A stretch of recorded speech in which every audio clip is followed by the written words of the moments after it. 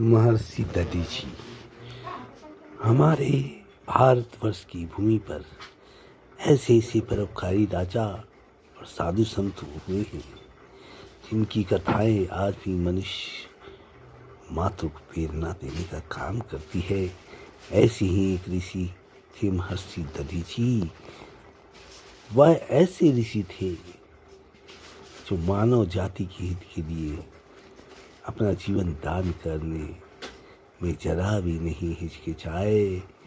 आइए आज उनकी कथा को हम सुनते हैं कि दधीची ऋषि कौन थे। दधीची ऋषि प्राचीन काल के परम तेजस्वी, तपस्वी और ख्याति प्राप्त महर्षि थे। कहने को तो भारतीय इतिहास में कई दानी हुए हैं, लेकिन मानव कल्याण के लिए अपनी अस्थियों को दान करने वाले माता महर्षि दधीची ऋषि। दधीची ऋषि ने उनका अहित चाहने वाले इंद्र को ही अपना अस्थियां दान कर दी। महर्षि दधीची का माता का नाम चीति और पिता का नाम अथर्वा था। अपना संपूर्ण जीवन भगवान शिव की भक्ति में व्यतीत किया। महर्षि दधीची वेद शास्त्रों आदि के पूर्ण ज्ञाता थे। उनके स्वभाव की बात करें तो बहुत ही दयालु थे और सदा दूसरों का हित करने के लिए तत्पर रहते थे। उन्होंने लोकहित के लिए कठोर तपस्या की। महर्षि दधीची के तप के तेज के कारण देवराज इंद्र के मन में अनावश्यक डर पैदा हो गया था। इंद्र भगवान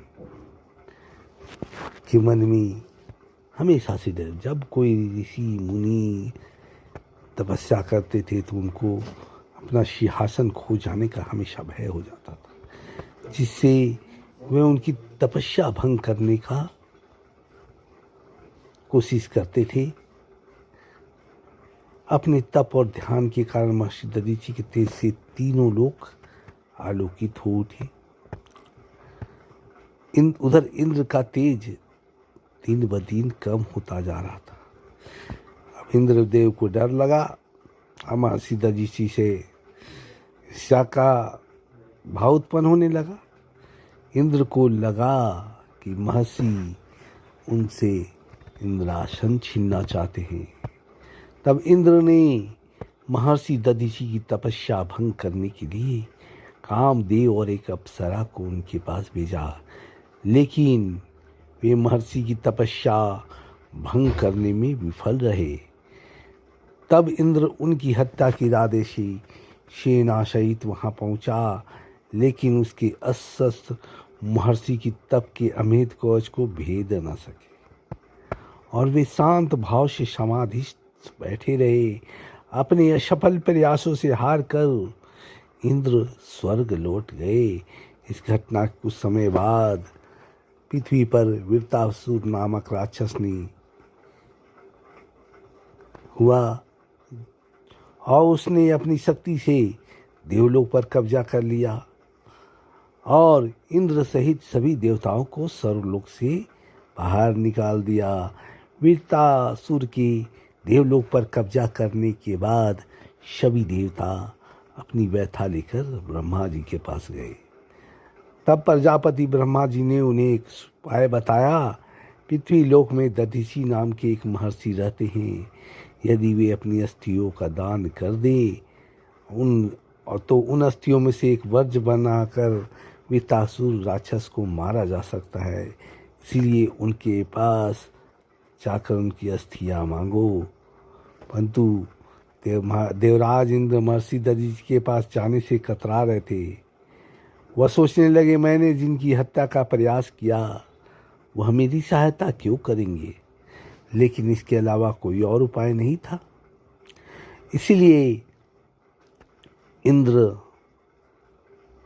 महर्षि दधीची के पहुंचे और बड़े झिझकते उनसे बोले, महात्मन हाथ जोड़कर बोले, तीनों लोगों के मंगल हेतु हमें आपकी अस्थियां चाहिए।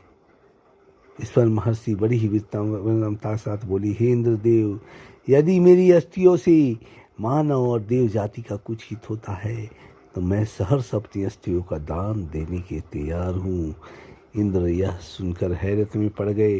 धन्य है ऐसे ऋषि जो समय आने पर देवताओं के हित के लिए, मानव जाति के कल्याण के लिए अपनी प्राण त्यागने में भी तनिक भी संकोच नहीं किए।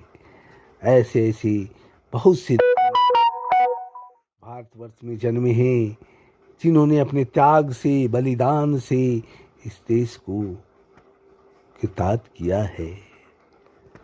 महर्षि ने योग विद्या से अपना शरीर त्याग दिया।